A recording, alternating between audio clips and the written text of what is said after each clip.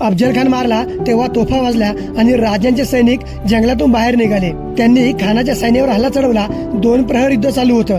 खानाचे मोठे पठाण, बंदूकबाज, तिरंदाज, बांकाईत, बाणाईत, तोफखाना सर्व लोक लढायला लागले. तिथल्या मोठ्या जागेवर युद्ध चालू होतं. आपले मावळे पाय उतरवून लढायला लागले. हत्ती तोडले, कित्येक हत्तीच्या शेपट्या कापल्या, काही हत्तींचे दात तोडले तर काहींचे पाय तोडले. तसेच घोडे सुद्धा एका एका वारामध्ये जीवानिशी मारले. खानाचे अनेक लष्कर जागेवर ठार केले. कित्येक माणसाचे पाय तोडून टाकले तर कित्येकांची मुंडकी कापली. जे जे लढायला आले त्यांना मारून जमिनीवर रगडून टाकलं. कित्येक उंट सुद्धा मारले. जमिनीवर माती दगड कमी पण रक्ताचे लोट जास्त दिसू लागले.